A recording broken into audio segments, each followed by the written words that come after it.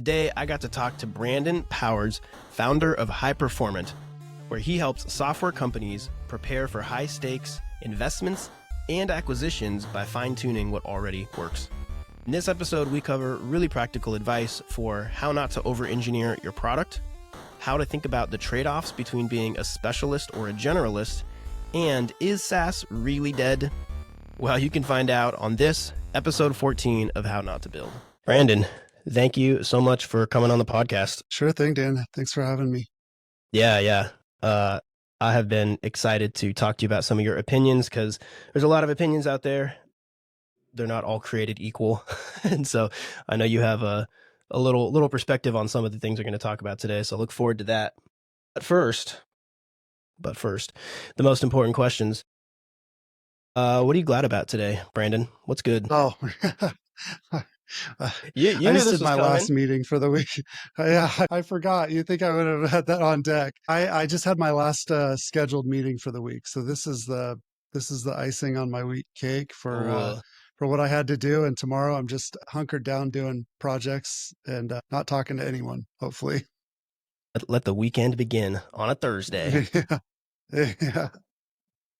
Dude, like, is it just me or are meetings like the most draining thing? They drain me when they don't accomplish anything. I love efficient meetings. I think efficient meetings are rewarding, but to meet over and over about the same thing and never to have a resolution or a conclusion is just it's gut wrenching. And sometimes it just happens. You're dealing with a soup of issues and everything's tangled up a little bit, and yeah, it just wears me out. Do you have, we'll get into it more later. You've been a functioning CTO for quite a while now. Do you have a piece of very tactical advice for people for how to run their meetings more efficiently? It just boils down to simple meeting hygiene for me. Start them on time, end them on time, and if possible, leave gaps of 5 minutes in 30-minute meetings and 10 minutes in hour-long meetings. So I do quick meetings, which are 25 and 50 minutes. It's so easy, especially for the leadership, to get booked solid from the moment you wake up to the moment you go home, and it just leaves no time for anything humane like eating or taking care of your basic needs. So I try to make sure that my meetings are tight and that I start them on time and end them early if I can. And I'm a huge advocate for not taking up any extra time, because you don't know, just because you haven't had a full day of meetings, socializing till the very last second of a meeting, everybody else could have been booked solid. So just apply a little empathy, follow meeting hygiene, give people some breaks. And I think that goes a long way in making meetings more effective. Nice. Simple. I like it. Is there anything in life, work-related or not, that you are anxious about? Well, a year ago, my anxiety these days stems from the fact that it's all me, right? It's like I was a full-time CTO for many, many years, and I had a team of people, and I had other leadership to collaborate with. And ever since I branched out on my own, every minute of success or failure is 100% on me. And so that causes not so much anxiety per se, but more like prolonged anxiety, which is like, to me, stress is prolonged anxiety, right? Yeah. So it's like anxiety over time, where Yeah. it's less acute, but also that's what motivates you. That's a driving force. It's like when you're uncomfortable, then you have to do things that otherwise you might settle in and not do. Yeah. Good point. What about you, man? What are you anxious about these days? Man, well, 2 days ago, I woke up from a stress dream, and in my dream, I had like $12 left in my bank account. And it's funny for me because, like you said, stress is not usually something I carry on the outside as much. Like, my wife won't necessarily know that I'm stressing, or the kids don't know that I'm stressing. Even I don't know it sometimes until I'll have like a dream, or I don't know, I'll start to get sick or something. Like there'll be some other like thing that starts to happen. And then I'm like, oh, like, I think I'm actually like running out of gas here, Yeah. So, there's always, anytime you're like us and you're a little bit more of a solopreneur, right? I think that's part of it, but I think that's exactly right. Like you said, is it also creates that hunger, which drives you to be more creative. What is that? Necessity is the mother of invention. And I've definitely been feeling that lately. in a positive way too, because it's like, hey, I'm going to go try some things I've never tried before, and they might not work, but at least I'm learning and trying new things. So there's a other than that, man, I can't complain. I mean, wife's great, the kids are great. Like, we still live in the best one of the best nations of the world, and just the wealth and the securities that we have. So when you take a step back and look at the bigger perspective, I think it helps me to just know that everything's all right. Yeah, I think in order to do the stuff we do, not just professionally, but having a family and raising kids and stuff like that, there's just a baseline level of stress that you have to become conditioned to be comfortable with. And I will say that, like, I probably went too far, certainly in my 20s, of thinking that because I was built for stress, I would demand more of it when I didn't feel Mm. like I had enough. And I looked at that as like a way to achieve success by, just basically not allowing myself to rest. And I will say that that was youthful ignorance. Mm. It's like prolonged stress over time, you need reprieve. You need reprieve. And if you get yourself locked in and you never take a break, eventually you pay a price. You pay it through your health, your clarity of mind, through your productivity. It's just, and I messed that up real bad, and I've been unwinding it for mostly the better half of my late 30s, my 30s and into my 40s. Mm. So it's one of those things that when you do it for a long time, it takes a long time to unprogram. What do you like? I mean, I'm going to oversimplify this, right? And it's like there's that old phrase of work hard, you know, uh, or sorry, work smart, not hard. And then, modern days, we've kind of changed that to work hard and smart or whatever. But like, if you were to go back to your early 20s self who was just like, hey, the harder I work, the more stress I take on, ultimately it'll be good for me. Ultimately, I'll grow. Like, how would you advise a younger version of yourself to, you know, keep working hard but have more balance in a way that, because I guess what I'm getting at is it seems like a lot of that young energy is like a fear of missing out, right? It's like we're driven by this, like, I want to be part of that startup. I want to be the next, Sam Altman, Mark Zuckerberg, whatever. There's a lot driving us, and I think a big part of that sometimes is fear of like being nobody at the end of it. So how do you advise that person? Well, I think part of it is we were either taught wrong or we interpreted it wrong when in like our younger generation, because the ability to prolong stress and just push through is not always what makes you successful. In fact, a lot of times it can undermine your success even more than it benefits it. Mm. Because what happens is you take your body and mind past its limits, and it makes easy things hard. And if you had the clarity of mind, the problem is we slow boil ourselves into these situations, right? We Mm. don't even notice it until it's Mm. like too late. It manifests in sickness or in pain. But if we have the foresight to be like, you know what, I'm not doing my best here, and I've got a lot more road in front of me that I have to cover. I'm going to take a day or two or a week or however long it takes to get my clarity of mind back. I think that would result in a greater opportunity for success than being able to load on another bag of bricks and grind yourself into the pavement. Mm. You know what I mean? I just don't think that's the difference, but people act like it is. People act like it's grit and gumption. Yeah. And there are moments where it is, but those are periods where that's necessary. That is not the way you do life, in my opinion. Well put. It when you were talking, it reminded me of the quote, "Don't overestimate what you can achieve in a year and underestimate what you can achieve in 10 years." And I think that's kind of what I hear you saying is like, yeah, there's hard work, there's consistency and all that, but if you start to panic about what you're supposed to do today rather than kind of creating a system that puts you on the right path 6 months from now or a year from now, yeah, it's a great way to burn out, is to just stress about today or this week all the time. Well, you have blind spots too. I started out as a software engineer, self-taught in high school, and through college was building applications and doing all these things. And what I lucked into early on in my career was that as it came to programming, I had the ability to stop, take a step back, and objectively look at what I was trying to do when I was in the trenches. And Mm. that's the difference between a 10x programmer and a 1x programmer, Mm. is like the poise. to be able to like not just brute force it, because you can battle a bug or a cloud problem or build pipeline issue or whatever and pound your face on it for a week. And if you just take a step back, walk away from it, think about it more objectively and come back to it, you can solve it in 5 minutes sometimes. And that happens way more often than not. And that really makes the difference in terms of your impact as an engineer. I just had trouble doing that in life. So Mm, it's like I could do it in that context naturally. And I just did that. But like when it came, or you were just like, a lot of times you're just you're like, oh, it might be this, or it might be that, or it might be this to fix, especially with like early cloud.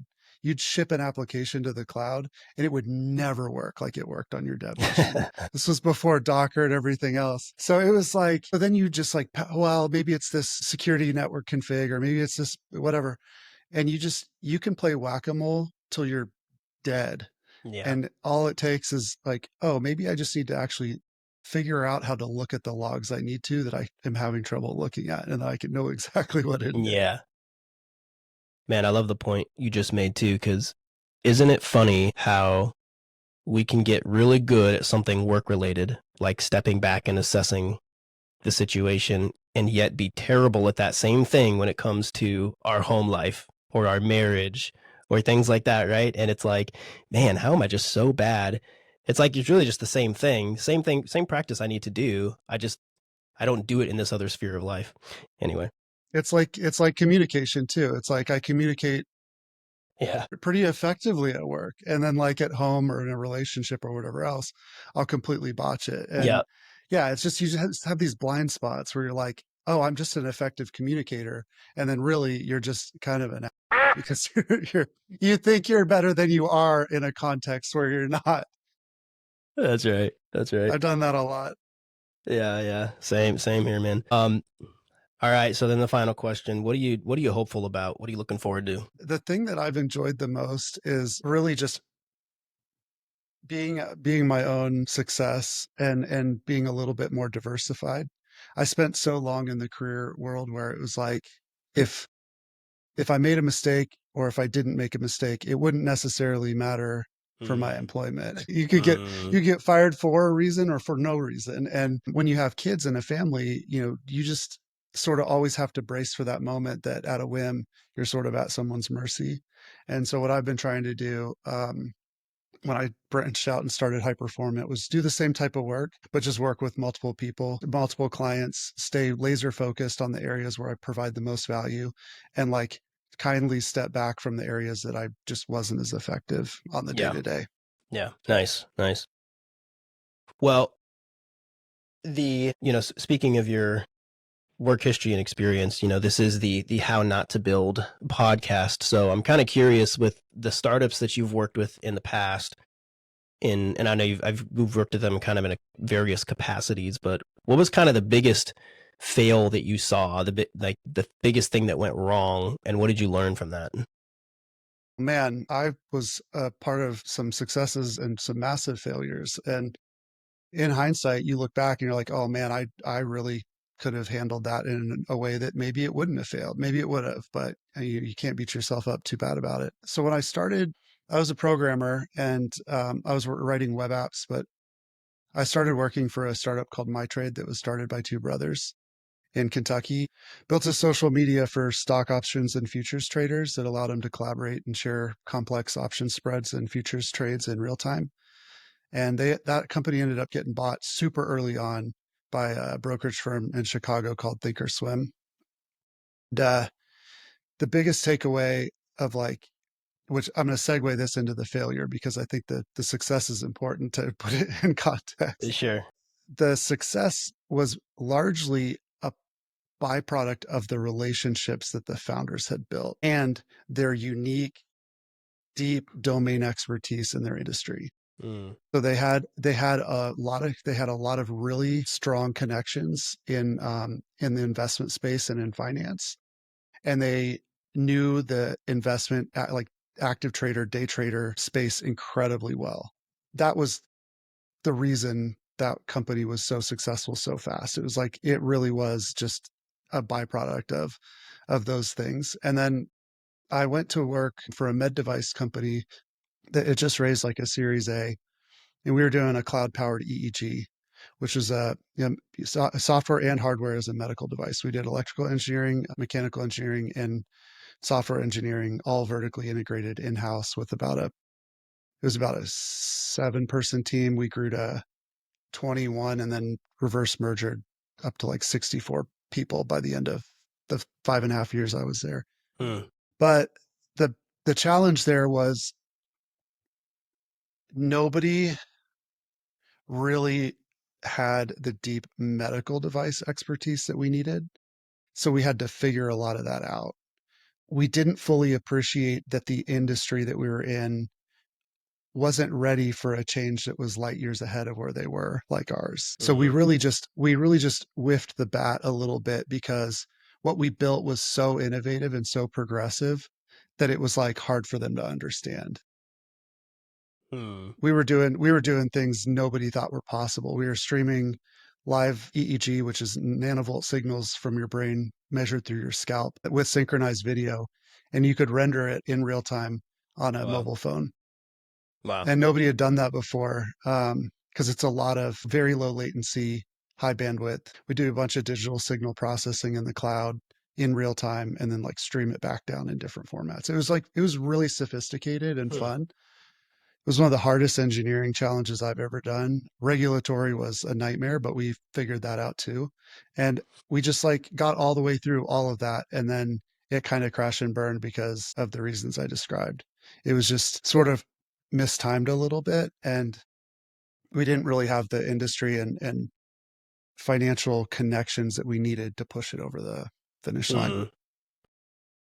Is it I like the contrast you're giving with these two stories because in the first one, it's like the domain expertise and the relationships in the industry were so strong that it almost the way I hear you saying it, it almost didn't matter what they built. As soon as they started building something, there was this inherent reputation and authority and reputation. Did I say reputation already? I think I did. That that basically as soon as they had any kind of traction, any kind of working proof of concept, people were interested. You know, people wanted to leverage what they were doing. And some of that, I guess, like you didn't mention marketing, right? So in the second story, you're drawing the contrast with the relationships and domain expertise. Do you think it was more of the relationships that were not there, or could that have been a problem that could have been solved with focusing less on the technical wonder of the problem that you guys are solving and more on, you know, the sales and the marketing?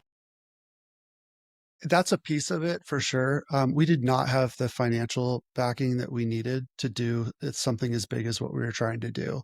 And With the we, medical because of the device thing? way, yeah, and because of the way we raised it, we were kind of locked in and couldn't like go get more when we needed it. So that was a piece. But on the marketing side, really what it boiled down to was we built a really sophisticated cloud EEG analysis and review package that should have been decoupled from our hardware, but we were so sunk cost on our hardware development that it sort of like tanked them both. We should have split them off and tried to figure out if we could get the hardware to survive on its own merit because I think it helped.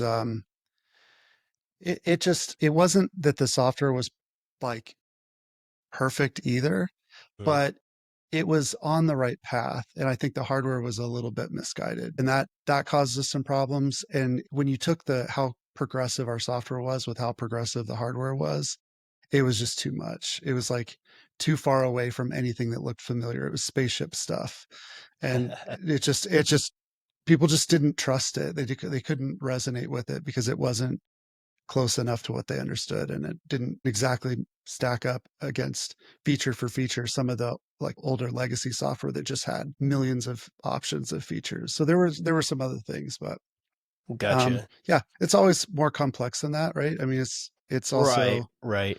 yeah, That's it's that's a leadership. difficult that's the crazy thing, man. It's like we could talk about this one failure, and like you said, it's, you know, and I've said this on previous podcasts. I almost don't like to think of, I don't like to call these things failures really because there's just so many unknowns, and it just feels like you have to nail. It's not just that you nail like one performance, like a play or something. It's like you have to nail like 10 different things in order for that startup to succeed. And Yeah, Like any one of those that aren't in place can bring down the other 9 things that you may have done right.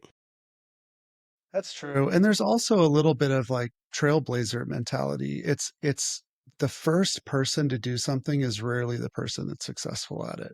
It's the person that proves that it can be done. And then somebody else comes behind and perfects it, and that's the person that gets known for it. And startups are the same way. I think startups have to try new things.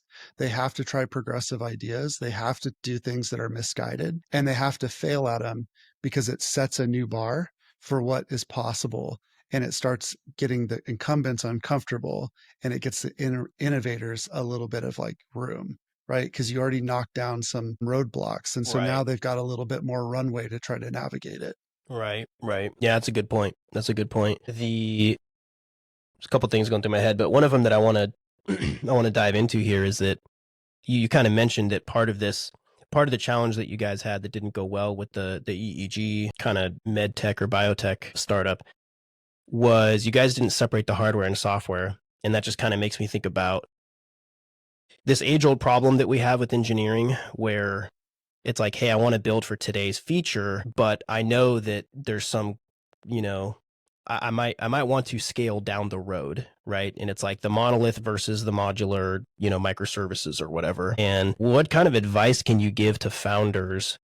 So, I mean, I'll give you an example too. I was just working with a client the other day, and she's like, hey, I want these 2 features, but also let's spend an hour talking about these other 10 features because I want you to have them in your mind when you're building the 2 features, just in case you can kind of, like give me some freebies here and like build for the future, right? So like as Yeah. tech people, like how do we balance that? How do we balance building for today and not over engineering for, a potential scale that may or may not be there someday? There's a real easy concept that's been helpful to me, and it's just don't compete with the commodity. It's build the features that are competitive because they're part of a product strategy that has its own space to be innovative and to build a market, and don't build the stuff that everybody else has. It's not worth it. It's sort of like if you were to build a CRM today, which I would recommend not. But if you were to build a CRM today, why replicate basic features like contacts and marketing workflows? It's like there are 10,000 products out there that all do that in 10,000 different ways extremely well. Where the market tends to have room to breathe is in abstractions. So if you want to build a marketing automation tool, use somebody else's CRM and just Mm, like, or use multiple, like make them plug and play, make them interchangeable, make them so ubiquitous that anyone can use your platform and plug whatever they want into it, even if it's a mm, Google sheet. It's like the opportunity is in the abstractions and in the new areas where people aren't doing sophisticated things, and like you don't need to build the basic building blocks to do that anymore. There might have been like 10 years ago, 15 years ago, where it was like we just need to build the fundamentals. I don't think we're in that universe anymore. I think you look at the tools that are out there and you build something that doesn't do anything that anyone else does, and you build it on top of all of those other things. well put. Well put. So build the feature that doesn't exist, but integrate with all the other ones that do exist. Yep. Yeah, that makes a lot of sense. Like nobody creates like it's like we have we have Word docs, we have Excel spreadsheets. Like we don't need to reinvent Excel to like create a new spreadsheet. We get it. I know that's a bad example. My first example is better. I shouldn't have elaborated on it, but No, it's a good it's like example though. we don't need to invent new CSVs. We don't need to invent new JSON. We don't need to invent these like, Yeah, but I think engineers sometimes get a little bit hung up in like, oh, we can do something fancy, something fresh, a new framework, a new like core yeah, fundamental piece. And there are people that can do that, but there are very few people who can do that, who can create the next React or like Svelte or whatever, or create the new node. It's like those are hard, long roads to take. And yeah, I think startups should look at opportunities where early traction is attainable, where you don't need massive piles of VC. yep, We can get into the whole, yeah. Anyway, yeah, yeah. No, I mean, I think even Excel example I think is right because like just today I was doing something right and it's like okay I can't remember what I wanted. I wanted like a little notification pushed to me. And I didn't even realize that in my Notion, there like Notion has this whole capability of doing triggers and automations just within Notion. So you can have Mhm. your Excel equivalent as a database and, be updating rows, be notifying people when somebody checks the box and just like, it's like you said, like nobody should be building a CRM because you can literally build a CRM in Notion just using Notion's, automation tools and workflow stuff. And Yep. so, I mean, because you got Excel, you got Notion databases, you got all these tools that are on the market now that all have the same basic functionality. And it's really Yeah, just you're kind of what competing with flavor. ClickUp, Yeah, yeah, ClickUp, all that. Airtable. Like there's just like there's millions Exactly. of them. Yeah. Yeah. So I like That that. that actually does that is an interesting thing though, because a lot of what makes products like ClickUp and some of these other aggregated software platforms that offer like massive suites of tools is somebody built something, right? And they're like, "Oh, we want that." So they like buy or build. And a lot of these companies that do these really extensive suites of software applications have to add more native functionality to compete in their saturated space. That's And they right. will buy tools like you if you do something very specialized that fits perfectly within their portfolio. They will buy your tech and integrate it. And that's I think a really like especially for solopreneurs, that's a great strategy for quick wins is like if you see a niche like that and you see an opportunity to do something that fits right in, I wouldn't necessarily try to target Salesforce, but like even Right. ClickUp's probably too big at this point. But there are a lot of like private equity roll up SaaS products that buy a bunch of things and integrate them together like that. I love that actually. I think that's a really good point with just your exit strategy and how you approach that.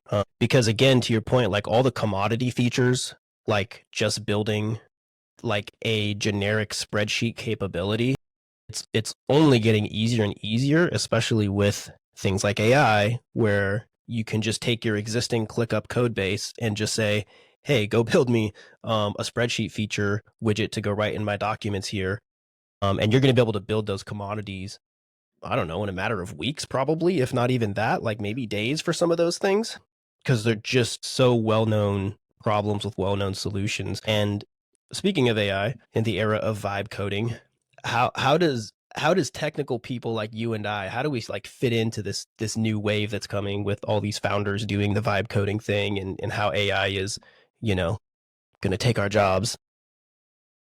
I think applying AI in tech or in any industry is only helpful to people. There will be some casualties, obviously, of people who just push back and don't adopt it and sort of get a little bit steamrolled in that movement. But I love vibe coding. I do it almost every day. I know Mm, how to code myself. I've been coding for more than 2 decades. Vibe coding lets me do things that would be either a very steep learning curve, like something that I would have to, like if I were building a audio VST plugin in C++. I've mm, attempted that several times without AI. And I kind of drop those projects because they're hard and I run into problems and I just like, they're taking up too much of my time and I don't have the time to dedicate to them. So what vibe coding allows you to do is get over that hump of I can get to something. mm. You still have to know the fundamentals because I I mean I was creating a I was using I another strategy I guess is really important is sketch out your idea as like a full-blown project summary. I say what I want it to do, how I want it to look, what I want like I break down what features want it to have at the epic level. I sort of do like a one pager of just describing everything about the mechanics of my app. And then I feed that to like four different AI agents and Yeah, see which one gets the closest out of the gate. yeah, And usually one of them will get like, oh man, that's like, it did things I didn't even think of doing. I yeah. never would have thought of that. And I'm like, I just drilled down into that one. But trying to get an AI coding agent like Lovable or V0 or Bolt.new or any of the other ones to do something specific and not understanding the fundamentals of how it works is incredibly difficult. Mm. I've had trouble doing something as simple as like it just does really sophisticated things at first. And then you're like, I just want to move this button and it can like not do it. It cannot do it. Or you want to like change the styling a little bit and it like undoes other stuff. Or you want to move a header to the sidebar or something like that and make it collapsible. And it's just like sometimes you could sit there and just hack it out of the vibe code and it will never get there. So Yeah. if it fails on things like that, I think the big misconception, and I'll leave it at this, is that people see what it can do with one sentence and thinks that's what it can do all the way through the product development lifecycle. And Mm. what they don't realize is they just saw the one piece it can do. It Mm. can't do most of the rest. It can't do on its own, or you have to like really understand how to prompt it specifically to do what you're trying to do. That's a good point. My mind goes back to what you said about trailblazing, right? It's like if there's a well-worn road, nicely paved, traveled a million times, AI knows how to travel it, no problem. But as soon as say, hey, actually, there's a shortcut over here, or I want to charge in my own path and do something unique, it just totally like it's pretty much useless. And the problem is you get so used to what it can do for you, like you said earlier, you're probably going to I've ended up just like banging my head against trying to get AI to do it. And then finally I stepped back and I was like, wait, I know how to code this. I'm just going to go code this myself real quick and move on. Well, it's kind of, it does the same thing as what an outsourced development team will Mm-hmm. do, which is only what you tell it. And then sometimes they get it wrong because they interpret it differently. And that's not their fault. They don't have any stake in it. They don't have any ownership in it. They're not owners. They're not like in it. That's why I love building. I love building with teams that I'm collaborating with and I'm sharing equity with, or like ownership and having upside potential together, because the end result is just like vastly different than when you outsource something completely, even to AI. Yeah. So, okay, there's two places I want to go with this. One is a little bit technical, the other maybe is a little more philosophical. Because a couple years ago, I was listening to Naval Ravikant. He's got his kind of his famous tweet thing. It's like how to get rich without getting lucky.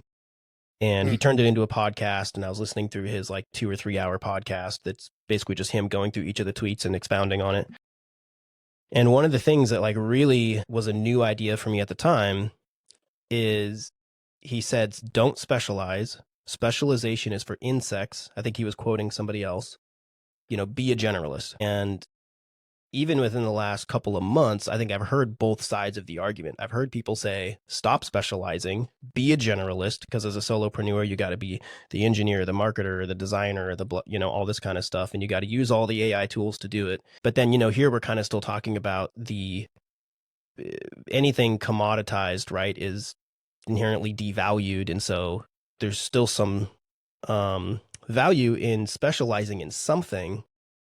So like, how do we, again, especially maybe as engineers, but even as founders and building products, like how do we sort of strike this balance? Like, should we be generalizing? Should we be specializing? How do we walk that line? What do you do? Oh man. I mean, I think the reason that Naval's comment hit me so much was because um I had a highly valued specialty, because that's, as an engineer, that's how I made an impact, right? I would come into a project and there would be a problem everybody else didn't know how to solve, or they didn't want to solve it because it was really hard.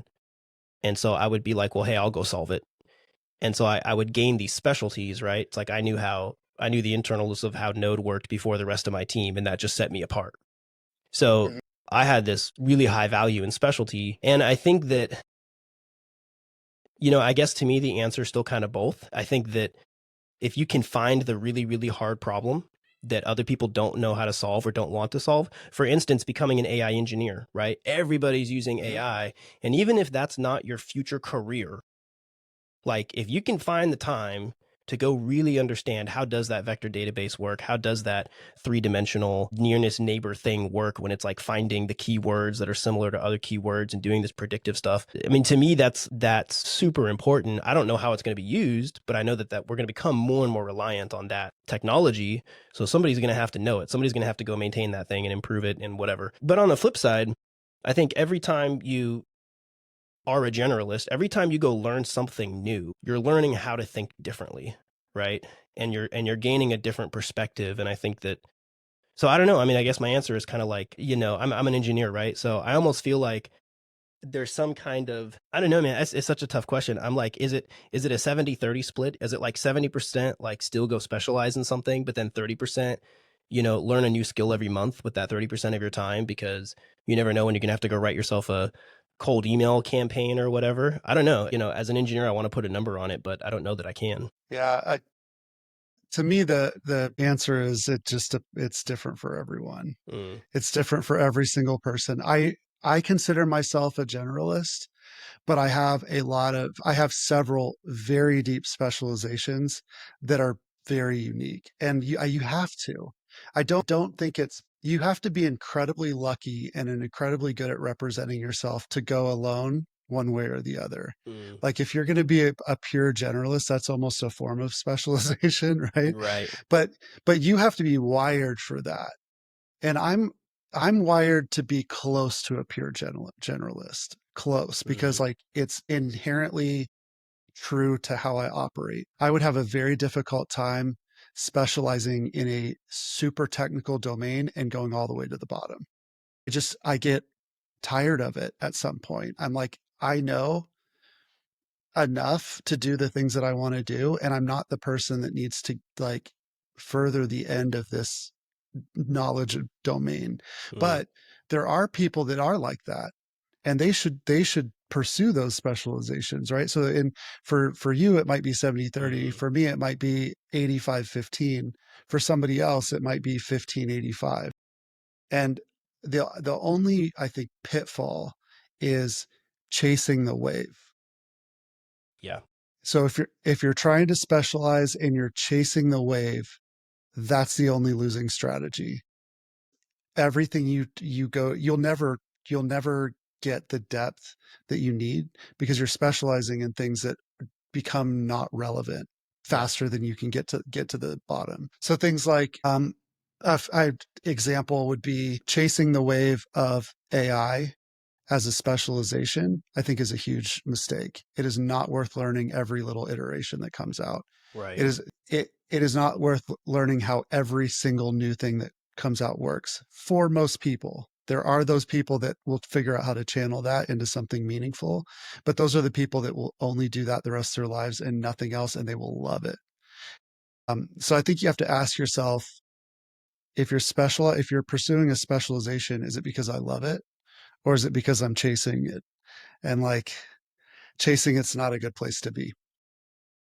Yeah, that's such a good point too. And I think part of what I hear you saying, part of the litmus test here, for anybody finding this conversation valuable, I would say is that if if you have a new focus area, but that focus area, you're like hopping to the next technology every single week, right? So, Mhm. you think about how many different vibe coding platforms have come out, right? If you're like Bolt this week, Lovable next week, whatever, V0 the week after that, if you're just always hopping and you're never getting any deeper into how this works and what the, how do I leverage it? What are the use cases I leverage? If you're never getting deeper, I think that's kind of the red flag. That's like, okay, you're learning the language, you're learning the sound bites, you're learning how to regurgitate them, but you're not truly understanding how this thing is working.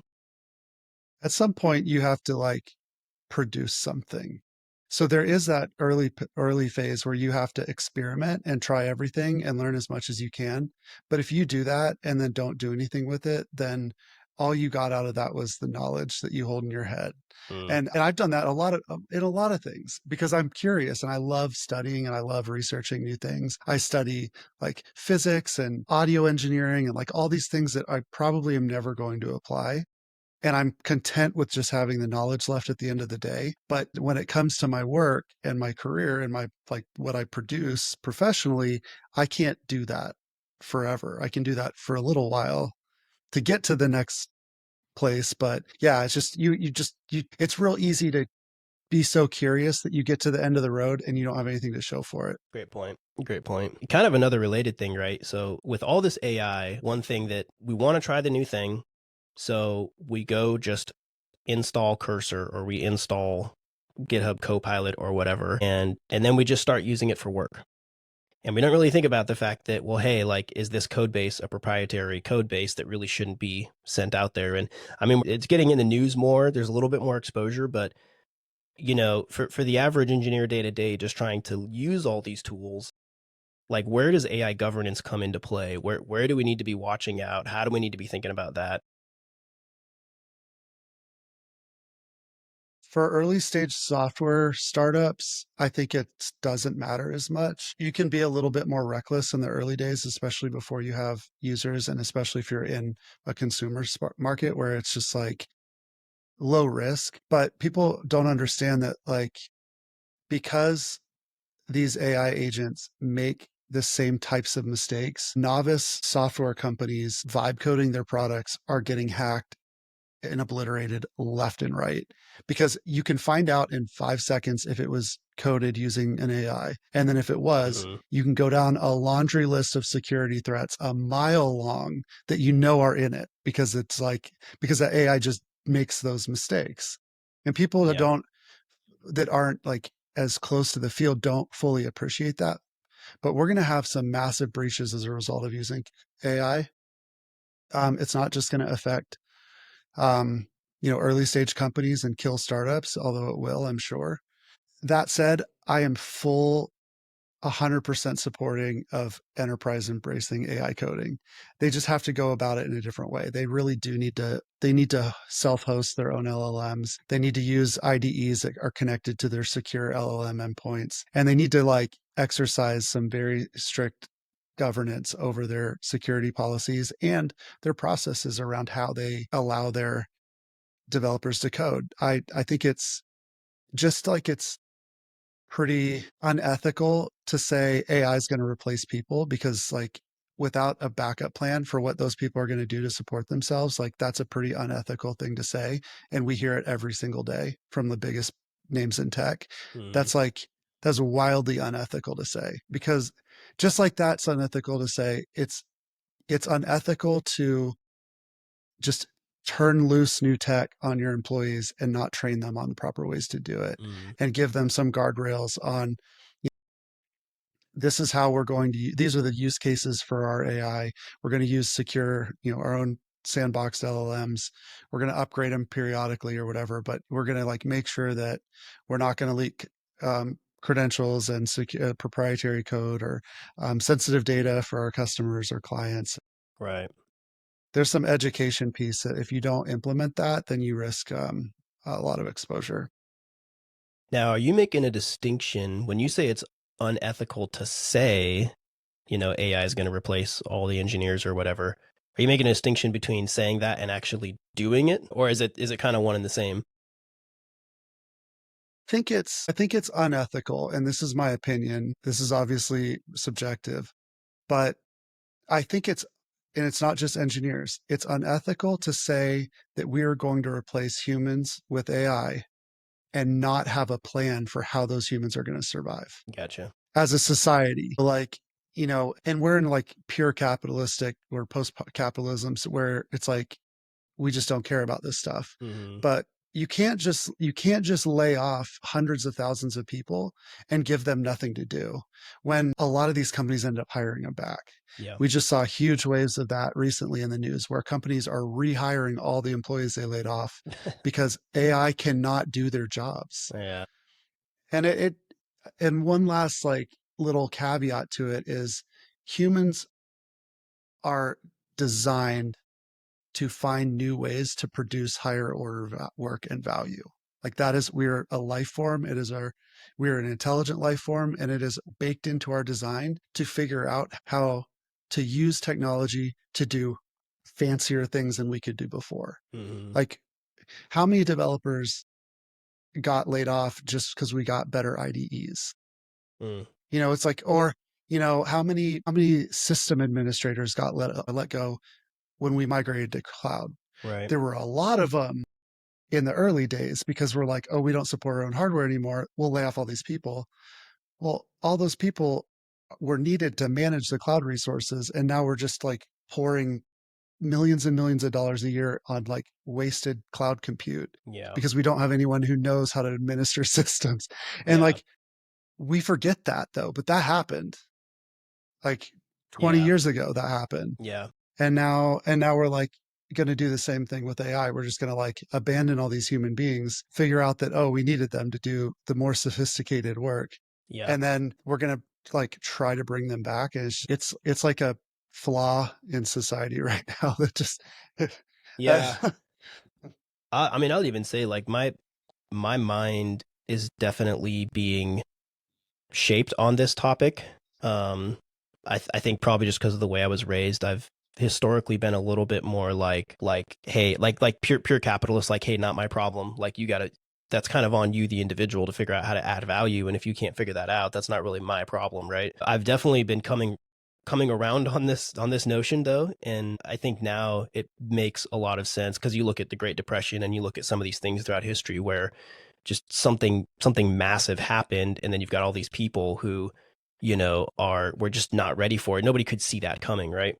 um and I think now there is some social responsibility that companies have. And I even, as you were talking, I just thought like, man, wouldn't it be great, Brandon, if the government, I don't want them to take control of anything, but if the government had some kind of incentive, some kind of tax break or something, where they said, hey, company, instead of laying off, Brandon or Dan, your senior software engineer, if you retrain that person, if you reskill that person, either through college or online courses or whatever it may be, maybe the government can give some kind of tax break or incentive to companies who are willing to help retrain their employees to either A, keep them on board, or B, launch them into their solopreneur careers or whatever, right? yeah. I mean, think about the impact of a CEO who said, "Hey, we have 5,000 people that are at risk for getting replaced by AI. So we are giving training programs to retool and train these employees so that they don't have to just get left in the dust." That's like, there is a shared, there, I will go so far as it's a shared responsibility. It's a responsibility of employees to continue to learn and evolve. And if you don't, eventually you just kind of like unevolve your way out of a Right. job. But technology makes that happen so much faster than a lot of people are capable of. And that's where society and companies who have like disproportionate influence and power have a shared responsibility to say, we are giving people an option so that when they're fired, we at least did something to try to give them, an opportunity instead of just murdering them. It's like, it's Yeah. pretty ruthless right now.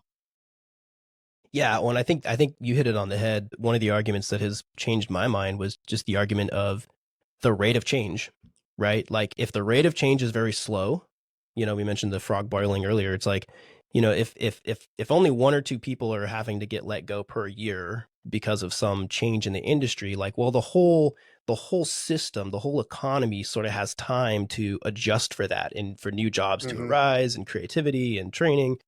But when you have something that's just like the rate of change is so high, right, that it causes like this catastrophic, I'm thinking of like an airplane. It's like airplanes can only turn so fast, even the fastest ones, and if they turn too fast, the plane will literally come apart, right? Like the system just literally breaks under the stress of the g forces. And that's been one of the arguments that's kind of changed my mind about this, to say like, yeah, okay, if there's just like tidal wave of change coming, it makes sense that sort of like the larger society of businesses or government or countries are going to sort of work together to figure out how they brace for that impact and deal with the fallout.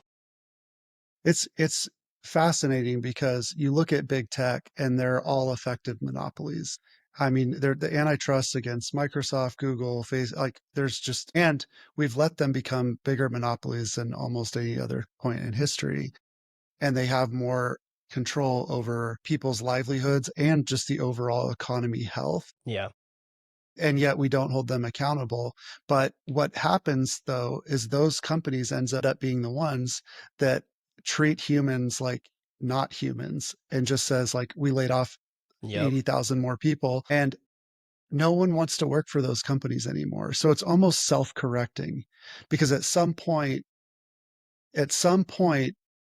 they're going to need human beings. And if no one wants to work for them because they don't have any just empathy for life itself, then that will cause them to be replaced. And that's probably a good thing at this point for most of those big companies. Like nobody wants to work for Amazon anymore. Nobody. It's like one of the You know, worst places to there are some people, the juniors, like uh the new generation, the younger batch, they're still all about the FANG. And I think it's, anybody who's been in the industry for like 10, 15, 20 years, they're all over it. They're all like, yeah, I mean I'm over that Google's idea. reputation. Yeah, Google's reputation's tarnished as an employer. Microsoft's for sure. I mean, Yeah. a lot of these companies that were the like held up as the beacon of best and brightest places to work are not that way anymore. And I'm not trying to be critical or like, you know, say negative things about them, but we need to at least call it what it is and talk about it because there is a social responsibility and we need to take care of people at the end of the day. Yeah. Otherwise, our economy is just not going to be able to support just a lifestyle that the vast majority of humans are used to. Yeah. No, that's a great point. Speaking of changes, I mean, we got all the AI stuff, but then you also see all these sound bites, right? Is it another unethical soundbite or something to be running around saying SaaS is dead? How do we think about SaaS, and is it really dead? Should we really be moving on from it, or what do we do? Uh, this is a great question too, because I hate the term and I just don't like when it's used because we are so quick to say it's the same thing as AI is replacing humans. It's like SaaS is alive and well. People are still spending trillions of dollars on software in a SaaS model. I think it, I would say that as we know it, the big enterprise SaaS providers no longer provide the value relative to the cost. So I would say that it's time for people to start moving on from um, I would say like Microsoft 365. I would say like uh, ServiceNow, Salesforce, Oracle's products. Like these do not deliver on the promise for Hmm. what they're worth, but they're this legacy of like infinite configurability. And as a result, like no companies are ever happy with their implementation. And it's because it's like they spend millions of dollars with buying it, they spend millions of dollars integrating it, and then they spend millions of dollars trying to fix it until they 10 years down the road abandon it. A lot of ERPs, stuff like that. So I think enterprise Can SaaS, you there's open. can you put a fine point just real quick on the Yeah, opportunities, right? Because we've kind of talked about, or like earlier in this conversation, we said, hey, don't build the next CRM. But at the same time, we're kind of saying that you've got these incumbents, these massive enterprise incumbents that they're going to get disrupted. I mean, I don't know if we'll get into this, but you and I are both playing with these new technologies that it's amazing what you can do in like 2 or 3 days. 2 or 3 days, you can build like pretty much an enterprise competitive feature, right? In some ways. So like where's the opportunity for founders and startups, whether it's a new product or just enhancing your product, if it's not a CRM, what would it be? yeah, it's really goes full circle back to the point we talked about earlier, which is the opportunities new SaaS. It's integrated abstractions on Mm, top of existing SaaS. So like, we don't necessarily need a new HubSpot competitor, but you could certainly leverage a CRM as a core foundation to something much more industry specific. For instance, mm, a lot of these like CRMs, ERPs, you look at CMSs and stuff like that, big ones they're very hard to set up and they're very general purpose. The fine point of opportunity, I believe, is in the industry specific applications where you facilitate workflow, where you give guardrails, you have things pre tailored to a specific use case, and you build those abstractions on the existing ones. mm. So would that be like, let's see if I can come up with like a really specific example. So we're talking about the niche verticals, right? So take take like, I don't know, like the insurance agency. I worked on an insurance agency project a year back. So like instead of them going and building a new CRM, a whole CRM with all the bells and whistles, it's like, hey, take HubSpot and go build one very specific value add, whether that's a workflow of like collecting data or connecting a few APIs that's giving a quote, like build one very specific capability that, shall I say, integrates seamlessly with some other existing CRM. And then is the exit strategy there? If I'm going down the right road with all this, the exit strategy is to then go, potentially sell that to HubSpot or repackage and white label it. Is that kind of along the lines of what you're saying? I think exits become less important when you're profitable. But what I would do is I would take an industry that I knew very, very intimately, call it like, say I was an interior designer, or I was like, or had worked in interior design for a long time. There are a lot of tools to do things like maintaining your customer base, outreach, tracking your inventory, your order, your purchase ordering, and stuff like that. But a lot of those tools are general purpose, and you have to get like a multiple off the shelf big systems and build and bolt them together. Why not just build one that just does that one thing? Mm, It's like it's we've almost come full circle where it's like impossible to compete in the general use case categories. So, and they really are starting to lose out on niche verticals because they're just so hard to set up and configure right. for specific use cases. So I'm a big fan of find an industry that you understand really well and build something very specifically custom tailored to them that doesn't have to be for everyone. Because Gotcha. that's what nobody does. Nobody does that. They're like, well, we want it to be used outside of this industry because we want to be able to grow. Well, now you've sort of lost your differentiation Mm, mm. and you're competing with the general purpose tools again. So there's a balance there.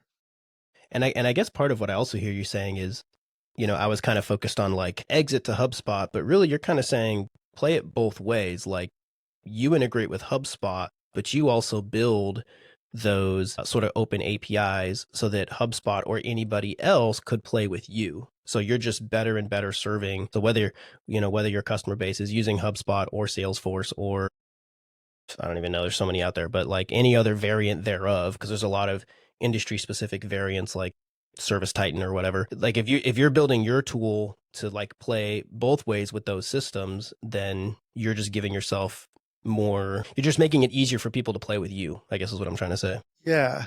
It's like how many industries would be so thrilled to have a product that out of the box was perfectly customized to them.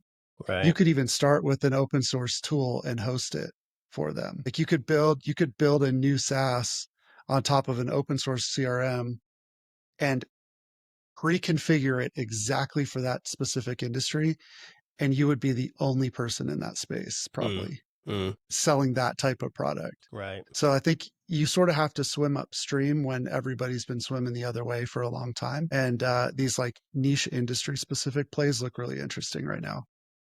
That's cool. That's cool. Kind of that's one other thing I wanted to touch on while I have you on the line here is just like what the modern web stacks are, the libraries and frameworks. You kind of mentioned, taking the some open source platform and building on top of it. I think it just two episodes ago, I stayed away from a fight around, libraries or frameworks, right? But just kind of what's your opinion on that? Like what are the modern web stacks we should be using, the libraries, the frameworks, and to your point too about not just writing hype waves, but really, the thing that somebody can go deep on and get a lot of mileage out of over the next several years. Yeah, there's a lot and they depend a lot on what your background is and what you know. Generally speaking, people should build in the tool stack that they know the best. And that's really hard to defend otherwise because the learning curve and trying to figure out all the nuances with the new framework is not a good use of your time when you're trying to build something new, especially from scratch. The ones I like right now are basically React or Next.js, React and Node as a combo.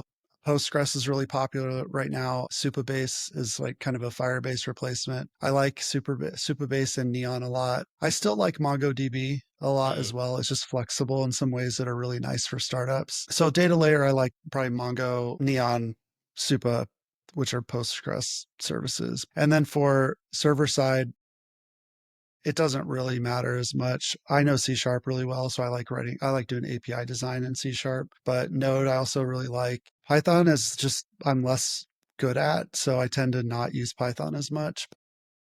Um, if you're doing AI ML, that's what you should be using. And then Hmm. for the front end, Svelte look cool. I think it's just a little young. Next.js is great for like sort of a all-in-one server client Yeah. framework box.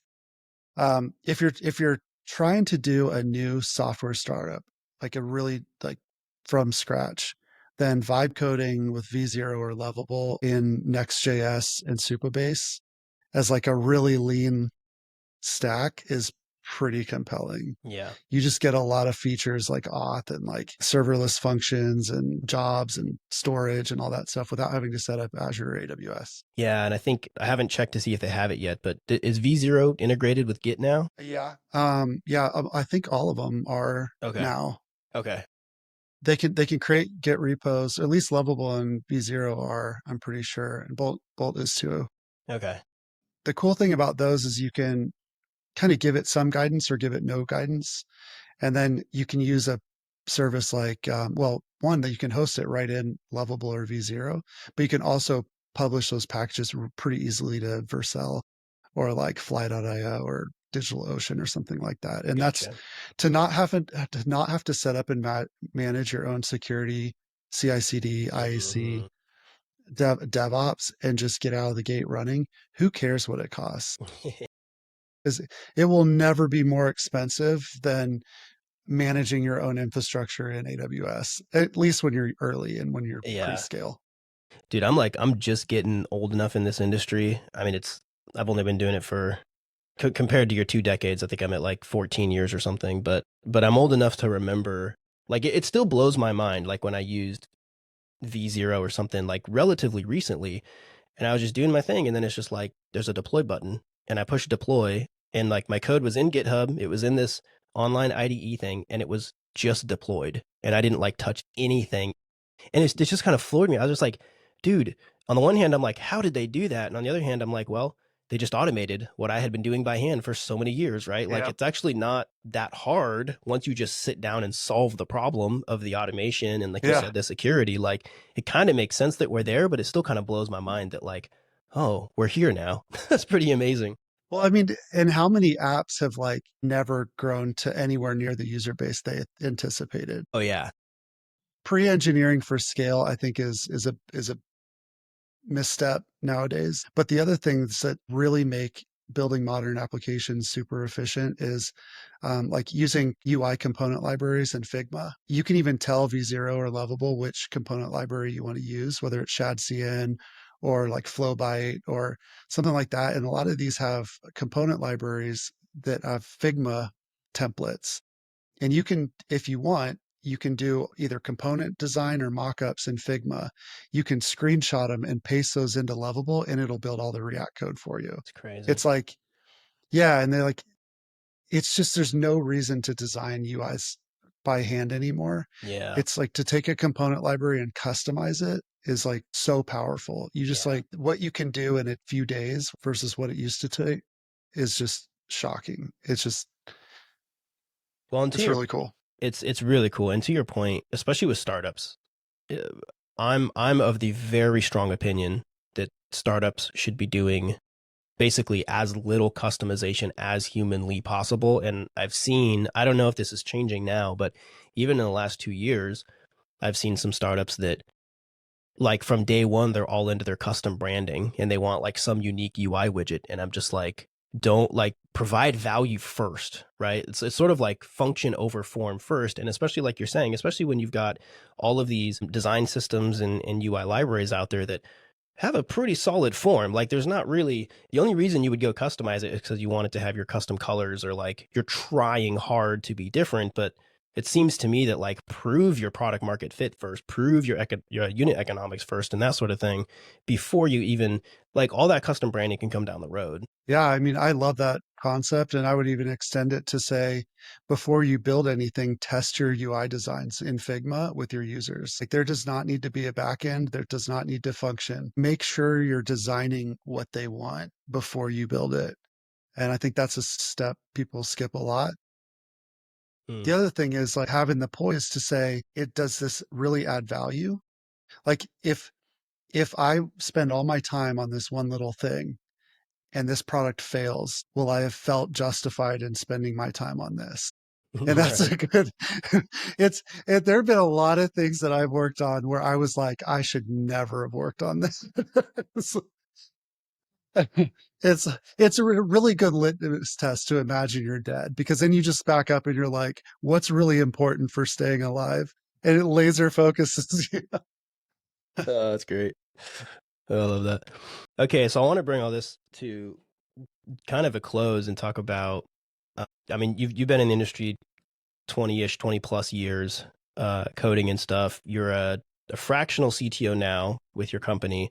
So a lot of the stuff we've been talking about, I mean, do you do coding from your day? Like what do you provide as a fractional CTO? Is it code? Is it architecture? How do you help people? I try to stay pretty focused on strategy and business development. I do architecture as well, but I try not to get sucked too much into the day-to-day operational stuff, or I wouldn't be able to support all my clients. So it's sort of just a reminder to lean on your team. The only time I really get roped into coding is when there's something I still get roped in. This happened yesterday. Sometimes there's something that nobody can figure out. And Yeah. they're just like, can you get another set of eyes on this? And I'm very experienced at solving problems that are really complicated and hard to solve when it comes to technical architecture, CI/CD, or even just coding issues. Hmm. The one yesterday was, I didn't even help solve it yesterday, but I helped get to the solution. Sure. The guy that was just in the code all day. And it was like a Yeah. really nuanced, it was a query problem where the objects weren't getting mapped to the models in the object relational mapper in the ORM. They're Mm. using Dapper. And it's just like, it was because of the JSON object that the database returned was camel case instead of Pascal case. It was like I hate those impossibly ones. hard. So it was like, and so he actually ended up figuring it out, but we like worked through it together. And it was just like one of those ones. I just get roped into that stuff from time Yeah. to time, or like re-architecting a spaghetti of Azure functions. I had to do a few weeks ago of just like, somebody needs to go at this with a machete and just fix it. Yeah. But no, most of the time I stay on, strategy, architecture, and acquisition positioning. So I help software companies really refine their product market fit and their technical strategy to resonate with potential acquirers or investors. Dive into that a little bit more because as a CTO providing strategy, it's more than just.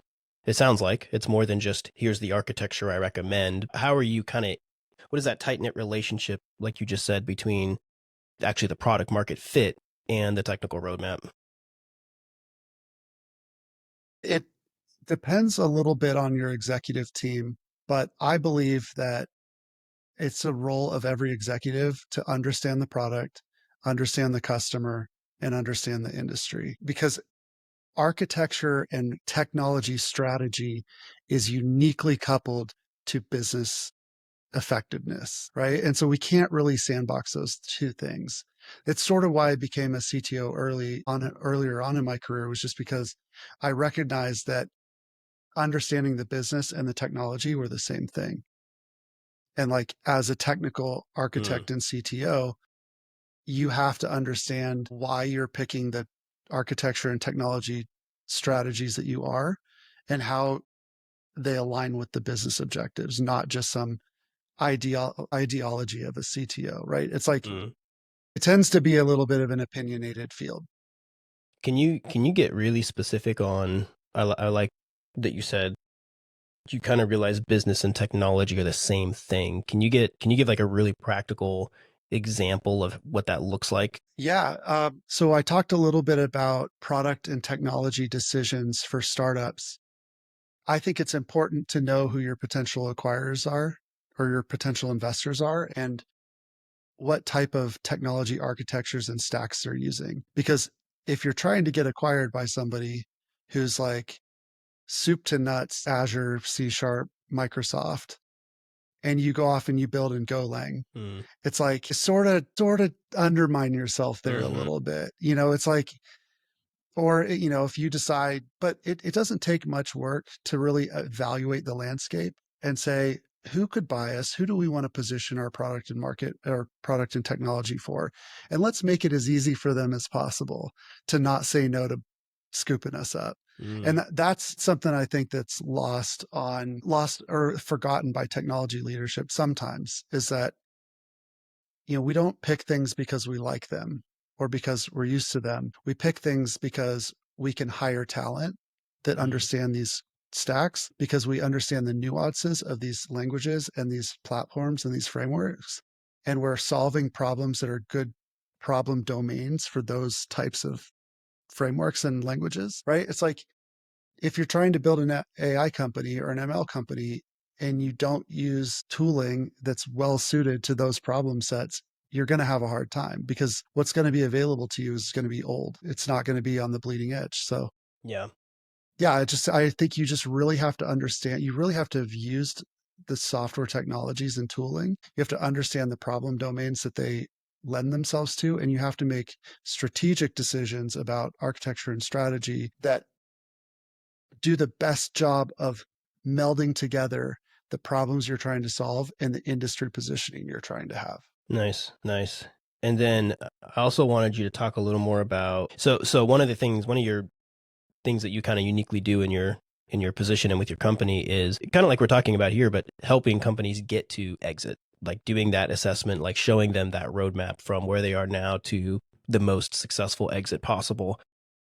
What is the biggest mistake that you see companies, making, or maybe even, I won't say a mistake, but like what's the biggest hurdle, from when the time they engage you to getting them ready for maximum evaluation? Yeah, what's the biggest hurdle or biggest mistake that you see? Probably the most deadly one is, there's a few. The most deadly one is not selling the future vision of Mm. your company. It is so much more valuable for someone to buy something that they believe in, is more valuable than it is today. And so they're like, having a 4-year or multi-year roadmap and in execution strategy that is stitched together well with where you've been and shows where you're headed is way more valuable, way more valuable. Imagine Mm. building a company for 5 years and you get it perfect. And then you're like, okay, here we are. Like, we did everything we wanted to. Now who's going to buy it? Can you understand the difference? Like, it Yeah. seems nuanced, but like, now you're selling like what you have and not where you're going. And that's Mm. tragically deadly for a startup, I think. That makes a lot of sense. It's like you're so focused on where you are now, and it's almost like the past versus the future, right? Because the present is just you standing on the cusp of everything in the past. So it's like you're trying to sell what you've done versus the potential of what could be done Yep. with you know, with your tool, with your product.